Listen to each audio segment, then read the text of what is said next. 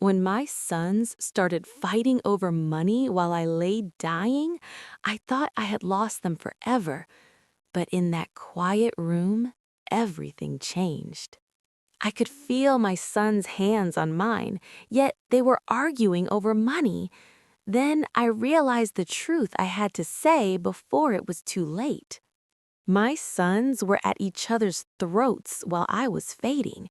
What happened next left us all in tears. Greetings, dear listeners. Before I begin my story, I ask you to support this channel. Please subscribe and hit the like button. It helps stories like this be heard. And write in the comments what city or country you are listening from. It always warms my spirit to see how many of us there are. And now, enjoy the story. When my sons started arguing about money, I did not open my eyes. Not because I was asleep, but because I wanted to remember their voices the way they used to be. I was lying on a narrow hospital bed, wrapped in a thin white sheet that smelled of medicine and clean floors. The room was quiet except for the steady sound of a machine beside me. It beeped softly, like a clock counting down moments I could not stop. My body felt weak, heavy. Breathing took effort, but my mind was awake. I could hear them standing near the foot of my bed. My two sons, the boys I once held in my arms, the boys whose scraped knees I kissed, the boys I stayed awake for when they were sick with fever. One of them said my name softly, the other cleared his throat. Then the words changed. They were no longer asking how I felt. They were no longer talking about my pain. They were talking about my house, my savings, my jewelry. I lay there with my eyes closed, listening as they counted what I had left behind before I had even gone. I wanted to cry, but no tears came. I wanted to speak, but my voice stayed trapped inside me. Instead, I listened, and with every word they spoke, something inside my chest felt smaller, quieter, tired. I realized then that my body was not the only thing fading. The idea of family I carried my whole life was fading too. And as my sons argued over money while I lay dying beside them, I understood something painful and clear. Love does not always leave loudly. Sometimes it leaves in whispers. Sometimes it leaves in silence. Sometimes it leaves while you are still breathing. My name is Margaret. I am 68 years old, or at least I was the last time I counted properly. I was born in a small town where everyone knew everyone. Life was simple then. Hard, yes, but simple. We did not have much money, but we had meals together. We had laughter. We had respect for elders and patience for children. I married young. My husband, Thomas, was a quiet man. He did not speak much, but when he did, people listened. He worked long hours at the factory and came home smelling of metal and sweat. But every evening, no matter how tired he was, he sat with our sons and asked about their day. We had two boys. Daniel was the older one, responsible, serious, always watching. Michael was the younger one, smiling, emotional, always talking. They were different, but they loved each other once. At least, I believe they did. When Thomas passed away suddenly from a heart attack, everything changed. The house became quieter, the nights became longer, and I became both mother and father without knowing how. I worked extra shifts. I cooked simple meals. I packed lunches and washed uniforms. I sat at the table at night, paying bills with tired eyes and whispered prayers. I gave them everything I had, not because I expected anything in return, but because that is what a mother does. When they grew older, they moved away. Daniel went to the city for work. Michael stayed closer, married young, and had children of his own. The house felt empty after that, too quiet, too big. Still, I kept it clean. I kept Thomas's chair by the window. I kept birthdays written on the calendar even when no one came. I saved money slowly, little by little, not for myself, for them, for emergencies, for something they might need one day. I never told them how much I had saved. It never felt important.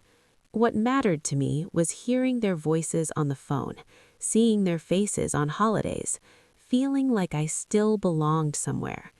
As years passed, visits became shorter, calls became fewer, but I told myself this was normal. Children grow busy, life moves fast. I did not complain. When I started feeling tired all the time, I ignored it. When food lost its taste, I blamed age. When my hands began to shake, I said nothing. Until one morning I collapsed in the kitchen. The doctor's words were gentle but firm. Late-stage illness. Limited time. I nodded quietly. I thanked him. Then I went home and sat alone at the kitchen table for a long time. The hardest part was telling my sons. Daniel came first. He stood stiff by the door, his face serious. He asked about treatment options and costs. Michael cried.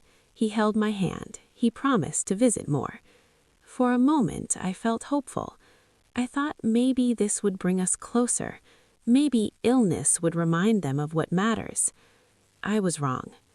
At first, the changes were small. Daniel started asking questions that felt different. Do you still have the house papers?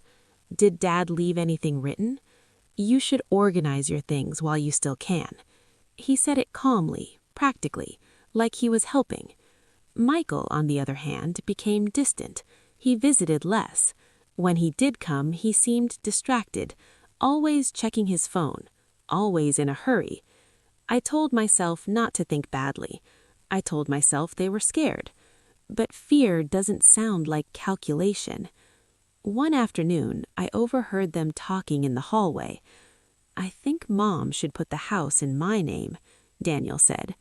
It makes sense. You don't even live close, Michael replied. Their voices were low, careful. They didn't know I could hear. I sat in my chair, staring at the wall, feeling like a guest in my own life. Later that night, I couldn't sleep. My chest hurt, not from illness, from something heavier. Memories came back to me. Teaching Daniel how to ride a bike, holding Michael when he cried over his first heartbreak. I wondered when love had turned into negotiation. As my health worsened, the arguments became more open. They spoke over me, around me, sometimes about me. Numbers replaced memories. Receipts replaced feelings. One day, Daniel said, "We need to be realistic." Michael nodded. Realistic? Was love unrealistic now? When the doctor said I needed to be hospitalized, they agreed quickly. Too quickly. At the hospital, I became quieter, not because I had nothing to say, but because I felt invisible. They talked to doctors about finances. They talked to nurses about paperwork. No one asked me how I felt. The night before the argument, I remember the rain. It tapped gently against the window. The room smelled of soap and metal. I thought of Thomas. I wondered what he would say if he were there. I whispered his name softly. And then my sons walked in. But before I could, Daniel spoke. "She's been like this for a while," he said. "In and out." The nurse nodded slowly. "She may still hear more than you think," she said. Those words changed everything. My sons looked at each other. Michael swallowed hard. Daniel shifted his weight. They did not speak for a few seconds. Then Michael said quietly, "Mom?" That one word cut deeper than all the arguments before. Mom. I opened my eyes. The room felt brighter suddenly, too bright. Their faces came into focus slowly, like memories turning real. They froze. Daniel's eyes widened. Michael's mouth fell open slightly. I looked at them both, slowly, carefully. Every movement felt heavy. "I heard you," I whispered. My voice was weak, but it was clear. The silence that followed was thick, heavy, almost painful. Michael stepped forward quickly. "Mom, we—" I raised my hand gently, not to stop him, but to ask for a moment. I took a slow breath. "I heard everything," I said again. Daniel's face turned pale. He opened his mouth, then closed it. I did not feel anger. That surprised me. What I felt was tiredness, a deep, bone-level tiredness that had nothing to do with my body. "I never meant to make you fight," I said. My voice trembled, but I continued. "I never wanted my last days to sound like this." Michael's eyes filled with tears. Daniel looked down at the floor. "I saved that money for both of you," I said. "Not to divide you, not to hurt you." My breathing grew uneven. The nurse moved closer, but I shook my head gently. I needed to finish. "I thought love would be enough," I said quietly. "I thought you would remember each other before things." Michael knelt beside the bed, his hands shaking. "Mom, please," he said. "We were just talking. We didn't mean—" "I know," I said. And I did. That was the hardest part. They did not mean to hurt me. They just forgot I was still there. Daniel finally spoke. His voice was low. "I didn't think you could hear," he said. I looked at him. Really looked. "You never asked," I replied softly. That sentence settled between us like truth finally spoken. Tears rolled down Michael's face. He held my hand tightly, like he used to when he was a child. Daniel stood frozen, his jaw tight, his eyes wet but proud. "I am not afraid of dying," I said after a pause. "What hurts is leaving you like this." The machine beside me beeped steadily. The rain outside had stopped. "I need to tell you something," I said. "Both of you." They leaned closer. "I forgive you," I said. Michael sobbed quietly. Daniel closed his eyes. "But forgiveness does not erase lessons," I continued, "and this is mine." I paused, gathering strength. "I spent my life trying to be fair," I said, "and in doing so, I never taught you how to be gentle with each other." The words surprised even me. Daniel finally stepped forward. "I'm sorry, Mom," he said, his voice cracked. "I was thinking about control, not care." Michael nodded. "I was thinking about being seen, not about you." I squeezed their hands weakly. "I do not want my house to be a prize," I said. "I do not want my money to be a memory you argue over." They listened, truly listened, for the first time in a long while. "I want you to remember this moment," I said quietly, "not because of shame, but because of love you almost lost." The nurse wiped her eyes quietly and stepped back. I closed my eyes again, exhausted, not fading, just resting. Their voices softened, their hands stayed with mine, and in that quiet moment, something finally broke open. Not the argument, but the truth. After I closed my eyes, I did not fall asleep right away. I could still feel both of my son's hands holding mine, one on each side, like when they were small and crossed the street with me. The room felt different now, quieter, not empty, but gentle. No one spoke for a long time. The only sound was the soft beeping of the machine and the slow rhythm of my breathing. I wondered if this was what peace felt like. Not happiness, just peace.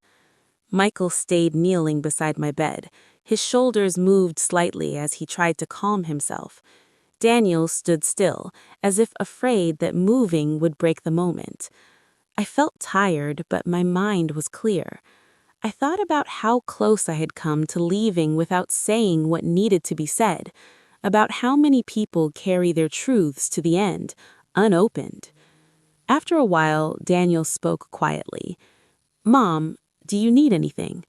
The question surprised me, not because it was strange, but because it had been a long time since he asked without an answer already planned. I opened my eyes again and looked at him. "I need you to sit," I said. He pulled a chair closer and sat down slowly. Michael stood and wiped his face, then sat on the other side of the bed. For the first time in years, they were both still. "I want to talk," I said. "Not about papers, not about money." They nodded. "I want to talk about you, and about me." My voice was weak but steady. "I was not a perfect mother, I know that." Michael shook his head quickly. "You were good to us." I smiled faintly. "I tried, but trying is not the same as understanding." I looked at Daniel. "You learned to be strong because I needed you to be. I leaned on you without asking if you were tired." Daniel's eyes filled with tears he did not let fall. "And you," I said, turning to Michael, "learned to be soft because I protected you from too much."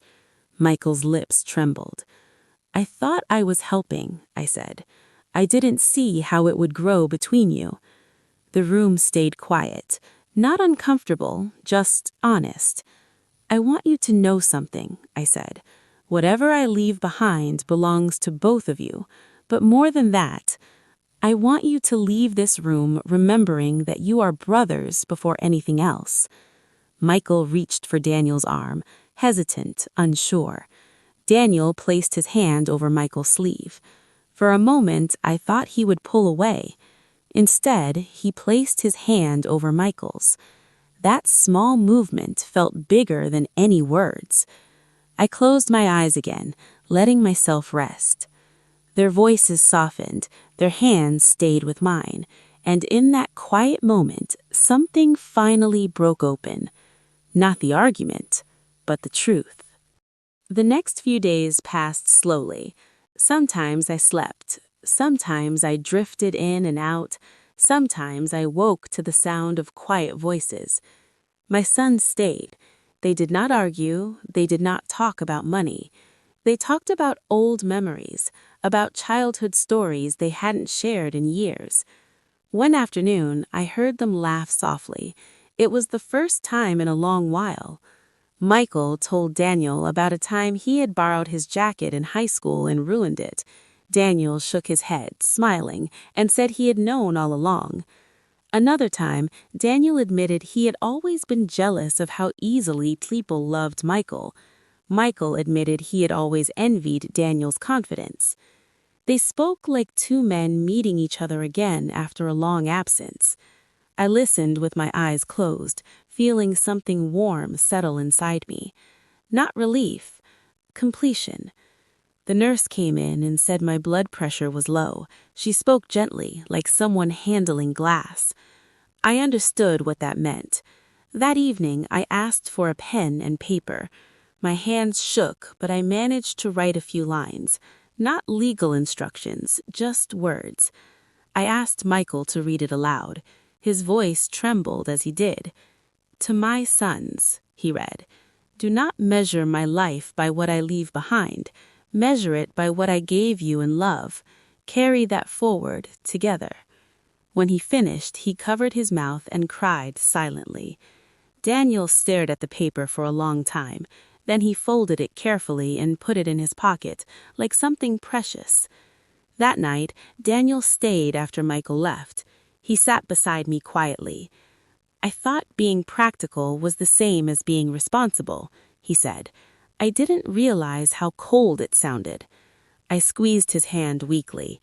"Responsibility without kindness becomes heavy." He nodded slowly. "I'm scared," he admitted. "Not of losing you," he corrected himself, "but of losing what we could still fix." I looked at him, really looked. "You don't lose it. Grief can bring people together if they let it." He swallowed hard and nodded. The morning came softly. Sunlight slipped through the window and rested on the wall. I felt lighter. My body was tired, but my heart felt settled. Michael arrived early. He brought coffee for Daniel and sat beside me, holding my hand. "I'm proud of you," I whispered to them, "for staying." They looked at each other. "We should have stayed sooner," Michael said. "Yes," I replied, "but you're here now." That was enough. As the hours passed, I felt myself slipping in and out more often. Voices became distant, like sounds heard underwater. But every time I opened my eyes, my sons were there. Not as rivals, not as heirs, as family. And that was the resolution I never knew I needed. The last clear memory I have is not of pain. It is not of fear. It is not even of goodbye. It is of quiet. The room was still. Morning light rested gently on the floor as if it did not want to disturb anyone. The machine beside me continued its soft, steady sound, but it no longer felt loud. It felt like a heartbeat I could finally trust. My sons were there. Daniel sat in the chair near the window, his head leaned back, eyes closed, holding a paper cup of cold coffee. Michael sat closer to me, his fingers wrapped around mine, careful not to squeeze too tightly. They were tired, but they were together. I remember thinking how strange it was that it took my leaving for them to sit side by side without distance between them. And yet I did not feel bitter about it. Life has its own timing. It does not always arrive when we want it to. Sometimes it arrives when we need it most. I wanted to tell them one last thing, something simple, something that mattered. My lips moved, and though my voice was barely more than air, they leaned in. "Be kind to each other," I whispered. Not strong, not successful, not right, just kind. Michael nodded, tears sliding quietly down his face. Daniel reached for his shoulder, steadying him in a way I had never seen before. I closed my eyes. There was no rush, no struggle, just a gentle feeling like setting down a heavy bag after a long walk. If this is what the end feels like, I thought, then it is not something to fear. I do not know how much time passed after that. Maybe minutes, maybe hours, but I believed this. I believe my sons stayed in that room long after the machines went quiet. I believe they talked softly. I believe they remembered things they had forgotten. I believe grief changed them, not into perfect men, but into more careful ones. I believe Daniel learned that control is not the same as love. I believe Michael learned that being seen is not the same as being heard. And I believe they learned something together, that family is not proven by what we inherit. It is proven by how we show up when it matters. If there is one thing I hope you carry with you from my story, it is this. Do not wait for silence to say what needs to be said. Do not wait for loss to soften your voice. Do not wait until love is almost gone to notice it. Money will always divide what hearts cannot hold together, but kindness can repair what pride breaks. If you are listening to this and someone in your life feels distant, reach out. If someone feels forgotten, remember them. If someone is still here, let them know they matter. Not later, not someday, but now. Because one day the room will be quiet, and what remains will not be what you owned. It will be what you gave. And if you give love while there is still time, it will outlive you in the best way possible. That is what I leave behind. After I was gone, the world did not stop. It never does. The hospital room emptied slowly. Machines were turned off, curtains were pulled back. The quiet that followed was not heavy, just final. My sons stayed longer than they needed to. Daniel was the one who signed the papers. His handwriting shook. Michael stood beside him, one hand on the counter, the other pressed against his mouth, trying to stay steady. Neither of them spoke much. Words felt unnecessary then. When they finally stepped outside, the air felt too fresh, too normal. People walked past laughing, talking on phones, carrying coffee cups. Life continued, unaware that something precious had ended in a small hospital room upstairs. Michael sat on the steps and cried, not loudly, not openly, just enough that his shoulders moved and his breath broke. Daniel stood beside him for a long moment before sitting down too. "I don't know what to do now," Michael said. Daniel didn't answer right away. "Neither do I," he finally replied. And that was the first honest thing they had said to each other in years. The house. The house was the hardest part. It smelled like me, like soap and old wood and quiet mornings. Daniel unlocked the door slowly, like he was afraid of what memories might rush out. Michael followed behind him, stepping carefully, as if the floor might crack beneath old feelings. Nothing had changed. My shoes were still by the door. The calendar still hung on the wall, frozen on the month I never finished. The chair by the window waited for someone who would never sit there again. Michael touched the back of it gently. "She used to sit here every morning," he said. Daniel nodded. "I know." They walked through the room slowly, not as men dividing property, but as sons walking through their childhood. In the kitchen, Michael laughed softly. "Remember when she burned the rice and pretended it was supposed to be crispy?" Daniel smiled. She thought we didn't notice. They shared more memories like that, small ones, ordinary ones, and with each memory, something loosened between them. They found the letter later, the one I had written with shaking hands. Daniel unfolded it carefully and read it aloud again, even though they both knew the words by heart now. This time, neither of them cried. They just listened. The decision. They did not sell the house right away. Daniel suggested waiting. Michael agreed. "It doesn't feel right," Michael said. "Not yet," Daniel replied. They sat at the kitchen table where I used to pay bills and drink tea in the evenings. For the first time, they talked honestly about money, not with suspicion, but with clarity. Daniel admitted he had always feared losing control. Michael admitted he had always feared being left behind. Neither accusation came with blame this time. They decided something simple. The house would stay in the family, not as an asset, but as a place. Michael moved in for a while. Daniel visited often. They fixed small things, together, a loose cabinet, a leaking pipe, the fence out back. They worked side by side, mostly in silence, but it was a good silence. The first year. Grief does not arrive all at once. It comes in waves. Some days they felt strong. Other days, something small would break them open. Daniel once found one of my sweaters folded neatly in a drawer. He held it for a long time, breathing in a scent that was almost gone. Michael once found my old recipe book, notes scribbled in the margins. He sat on the kitchen floor and cried like a child. But they did not grieve alone. They called each other. They ate together. They remembered. On my birthday, they lit a candle and sat quietly at the table. "She would hate how quiet this is," Michael said. Daniel smiled faintly. "She'd tell us to eat." So they did. What changed in them? Daniel changed first, but quietly. He stopped working late every night.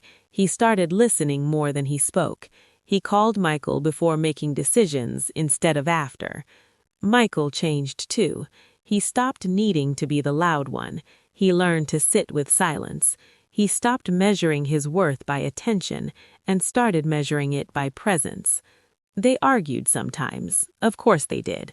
But the arguments ended differently now. They ended with understanding instead of distance. Years later. 5 years passed. The house still stood. The paint was fresher, the garden fuller, the fence stronger. Michael's children ran through the hallway, laughing. Daniel visited with gifts and stories from the city. Sometimes they spoke about me. Sometimes they didn't. But I was always there. In the way they paused before speaking sharply. In the way they chose patience over pride. In the way they stayed. One evening, Daniel stood by the window where my chair once sat. "She taught us more at the end than she did our whole lives," he said quietly. Michael nodded. "Yeah," he replied. "She finally made us listen." They stood there together watching the sun go down. No money discussed, no debts counted, no resentment carried. Just two brothers, still learning. What I hope you remember.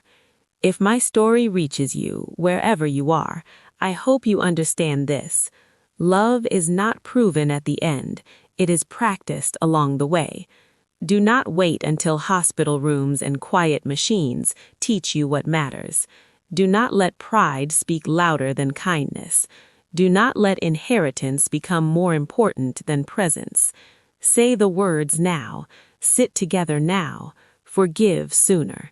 Because one day, someone will be gone, and all you will have left is how you treated each other while they were still here. As time moved on, my absence became something different from my sons. At first, it was loud. Grief filled every room. Every object felt like a reminder. But slowly, grief softened. It did not disappear. It changed shape. It became memory. It became guidance. It became a quiet voice that spoke when they were about to say something sharp or do something careless. Michael's children grew older. They learned which floorboard creaked near the hallway. They learned that the kitchen window let in the best light in the afternoon. They learned that the house held stories, even if they did not yet know whose stories they were. One evening, Michael's daughter asked, "Who lived here before us?" Michael paused. He could have said many things. He could have said it was their grandmother's house. He could have said it was old. He could have said it was family property. Instead, he said, "A woman who loved very deeply." That felt right. Later, when the children were asleep, Michael told Daniel about it. Daniel smiled quietly. "She'd like that," he said. Daniel's change. Daniel never moved into the house, but he visited often. Sometimes he came with groceries, sometimes he came just to sit. He found himself lingering longer each time, staying after dinner, listening to the sounds of the house at night. One evening, he admitted something he had never said aloud. "I always thought love was something you earned," he said, "by being useful, by being right." Michael listened without interrupting. "I didn't realize she loved us just because we were hers," Daniel continued. "That kind of love scared me." Michael nodded. "She loved us even when we were difficult," he said, "especially then." Daniel leaned back in his chair and exhaled slowly, like someone finally setting down a belief they had carried too long. The quiet promise. On the 10th anniversary of my passing, my sons did something unexpected. They didn't go to the cemetery right away. They sat at the kitchen table instead. The same table, the same place where so many unspoken things once lived. Daniel poured tea, Michael cut bread. No ceremony, no speeches, just presence. "We're different now," Michael said softly. "Yes," Daniel replied, "but not because time passed." They both knew why. It was because they listened when it mattered. They made a quiet promise that day, that when conflict came, and it always does, they would pause before speaking, that they would remember the hospital room, that they would remember my voice, weak but clear, asking only for kindness. They did not write this promise down. They carried it instead. What the house became. The house did not remain frozen in the past. It evolved. Walls were repainted, furniture was replaced, new laughter filled old spaces. But one thing stayed the same. The chair by the window remained. No one sat in it for long, but no one removed it either. It became a reminder, not of loss, but of watching, of waiting, of someone who always noticed. Michael once said, "It feels like she's still listening." Daniel replied, "Then we should speak carefully." They both smiled. The lesson that lasted. As the years continued, my sons stopped thinking of my last days as painful. They began to think of them as clarifying. It was the moment everything unnecessary fell away. Money lost its sharp edges. Pride lost its weight. Love found its voice again. They taught their children differently because of it. They taught them to speak gently, to apologize early, to sit with discomfort instead of running from it. And when the children asked why, Michael would say, "Because one day you might not get another chance." My final reflection. If I could speak now, not from a hospital bed, but from a place of peace, I would say this.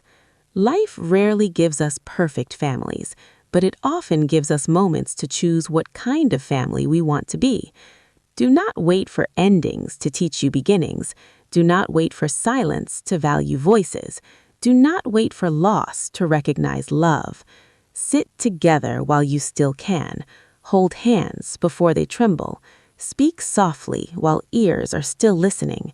Because when the end comes, and it will, quietly like a fading light, what matters will not be what you argued over. It will be who stayed, who listened, who learned. That is the inheritance that never divides, and that is what I leave behind.